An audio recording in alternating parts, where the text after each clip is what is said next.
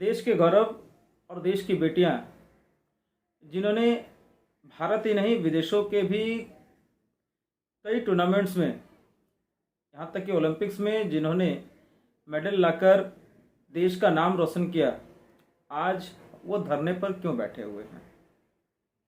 दिल्ली के जंतर मंतर पर जो हमारे रेसलर्स हैं वो धरने पर क्यों बैठे हुए हैं?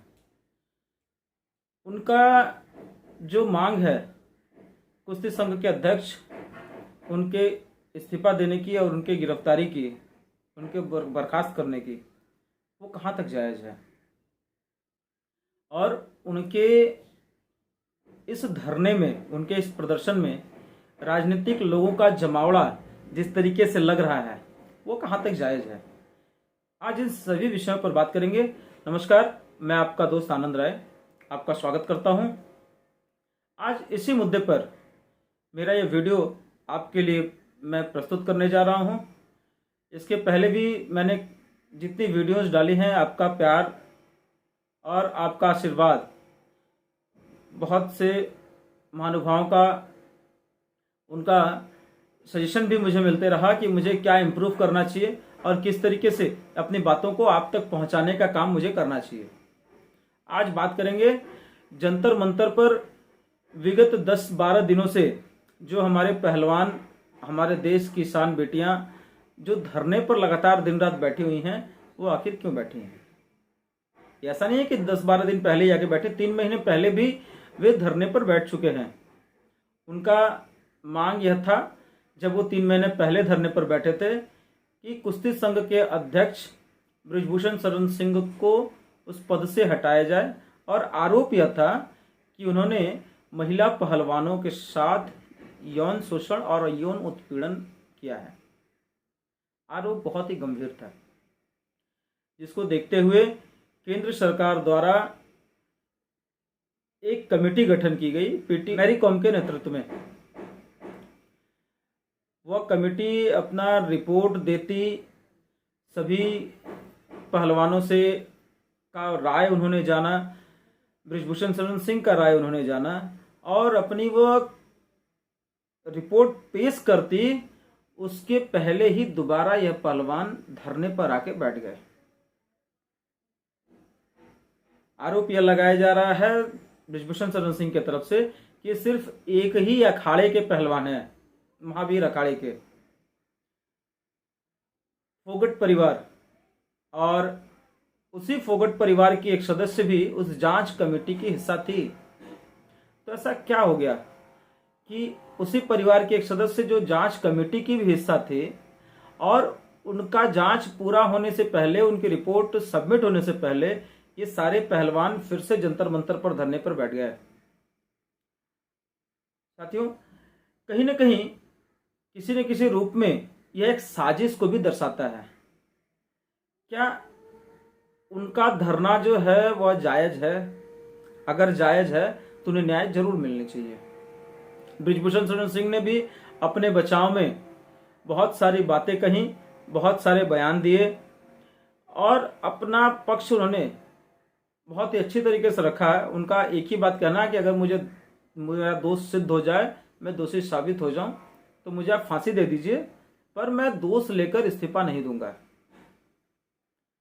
अंततः सुप्रीम कोर्ट के आदेश पर दिल्ली पुलिस ने मामला दर्ज कर लिया है और जांच चालू हो गई है। उसके बाद भी हमने देखा कि पहलवानों का प्रदर्शन समाप्त नहीं हुआ। उनका कहना है कि दिल्ली पुलिस की जांच पर हमें भरोसा नहीं है। कहीं न कहीं इन बातों से एक राजनीति की बदबू आती है। 3 महीने पहले जो धरना हुआ था, पहलवानों ने साफ साफ कहा था कि हमारा राजनीतिक मंच नहीं है और किसी राजनेता को हम यहाँ पर आने नहीं देंगे, हमारे मंच का उपयोग राजनीतिक रूप से नहीं होना चाहिए। परंतु 3 महीने बाद जब ये धरने पर बैठे हैं, अरविंद केजरीवाल हों, हुड्डा हों, प्रियंका गांधी हों, बृंदा करात हों, तमाम ऐसे लोग या कहें जो सोशल एक्टिविस्ट हैं, ऐसे ये सारे लोग उनके मंच पे भी जा रहे हैं, सरकार के खिलाफ बातें भी कर रहे हैं। जो प्रदर्शन कल तक एक व्यक्ति का था, एक व्यक्ति के खिलाफ था, आज वो प्रदर्शन पूरे सरकार और पूरे सिस्टम के खिलाफ होते जा रहा है। कहीं ना कहीं ऐसा लगता है कि लोकसभा चुनाव अगर सामने आ रहा है तो विपक्ष को एक संजीवनी इस मुद्दे से मिल रही है, और अगर यह राजनीतिक रूप से प्रायोजित अगर धरना है तो भी इसकी जांच पूरी तरीके से होनी चाहिए। और मैं इस वीडियो के माध्यम से मांग करता हूं कि अगर दोषी बृजभूषण शरण सिंह हो तो उन पर सख्त से सख्त कार्रवाई की जाए। अगर दोषी या चंद खिलाड़ी जो बैठे हुए हैं अगर ये हैं तो इन पर भी आजीवन प्रतिबंध लगाने का काम सरकार द्वारा किया जाना चाहिए। बहुत खुशी मिलती है जब हमारे पहलवान विदेशों में भारत का तिरंगा ऊपर कर कर जब आते हैं, मेडल्स लेकर आते हैं, तो हम भी उनके स्वागत के लिए अपने पलक पावड़े बिछाकर इंतजार करते हैं। परंतु अगर यह पहलवान अपने काम को छोड़कर अगर राजनीति करने पर उतारू हो जाए तो इनका जवाब भी राजनीतिक रूप से देने की आवश्यकता है। अब कल रात को जो घटना घटी, अब तक ठीक थी, कल रात को जो घटना घटी उसने पूरे देश को शर्मसार कर दिया है। आधी रात को जिस तरीके से खाटें आ रही थीं और दिल्ली पुलिस और पहलवानों के बीच गुत्थम गुत्थी हुई, जिसमें 2 पहलवानों को भी चोट लगी, दिल्ली पुलिस के कुछ जवानों को भी चोट लगी है। इसको लेकर विपक्ष पूरी तरह से हमलावर है आज के समय। अलग अलग बयान अलग अलग लोगों के तरफ से आ रहे हैं। मैं आपको पहले जो पहलवानों की तरफ से जो बयान आए हैं मैं वो सुनाता हूँ। तो हम क्या करें? नहीं, आप बता दो क्या करें? ये गोली ले रहे ना, ये बंदूक ले रहे ना, सारे मार दो। इज्जत तो हमारी छोड़ी नहीं इन्होंने। आपने सुना किस तरीके से उनका आरोप लगाया जा रहा है कि दिल्ली पुलिस ने उनके साथ बदसलूकी की। अब दिल्ली पुलिस का भी पक्ष आप सुनिए। सर, जो वहाँ पे पहलवान थे जो आरोप लगा रहे हैं, उनका ये भी कहना है कि महिला पुलिसकर्मी वहाँ पर नहीं। महिला पुलिसकर्मी dedicated daily on a daily basis शाम को जंतर मंतर पे लग रही हैं, आज भी मौजूद थी। और बाकी जो भी इनके ग्रीवांसेज हैं हमने इनको बोला है, जो भी इनके ग्रीवांसेज हैं उसका ये बिल्कुल हमें कंप्लेंट है, हम उसमें बिल्कुल निष्पक्ष और सही तरीके से जांच करवाएंगे। सर, पुलिसकर्मी पर नशे की हालत में होने का भी आरोप लगा, उसके लिए भी हम अभी जो जिस पे उन्होंने आरोप लगाया है उसका हम मेडिकल करवा रहे हैं। और आप निश्चिंत रहिए कि हम बिल्कुल ही जो भी इसमें होगा निष्पक्ष कार्रवाई करेंगे, और अगर कोई एक्शन जो भी लीगल कार्रवाई बनती है बिल्कुल लेंगे। सर, सोमनाथ भारती को क्या डिटेन किया गया? वो लगातार आरोप लगा रहे हैं। हाँ, सोमनाथ भारती को हाँ जी 2 लोगों के साथ डिटेन किया है। आपने सुना, दिल्ली पुलिस साफ तरीके से कह रही है जो आरोप लगाया जा रहा है कि महिला पुलिसकर्मी वहां मौजूद नहीं थे वो गलत है, और दिल्ली पुलिस के जो अधिकारी हैं वो साफ कर रहे हैं कि इसकी हम पूरी तरीके से जांच करेंगे। और जहां तक रहा खाट का, अगर आप धरने पर बैठे हैं तो आपके द्वारा वो खाटे लाने जाए। अगर राजनीतिक पार्टी के कोई नेता या कोई प्रतिनिधि आपकी बाहर से मदद करता है तो कहीं ना कहीं आपका पूरा आंदोलन एक राजनीतिक धुरी पर जाकर टिक जाता है।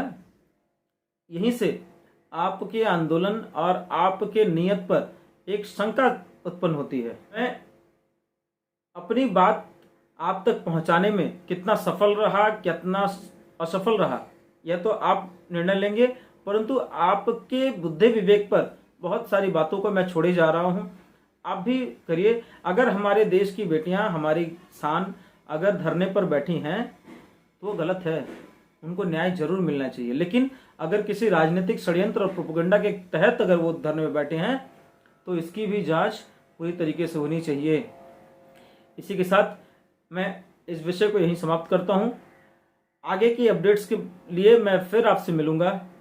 आपसे आग्रह है मेरे इस वीडियो को ज़्यादा से ज़्यादा लाइक, सब्सक्राइब, चैनल को सब्सक्राइब करें और लोगों तक फॉरवर्ड करें ताकि मेरे विचार दूसरों तक पहुंच सके। आपके सजेशन भी का भी मैं इंतजार करता हूं। कमेंट बॉक्स में अपने सजेशन जरूर लिखें। इसी के साथ आपसे विदा लूंगा। जय हिंद, वंदे मातरम, भारत माता की जय।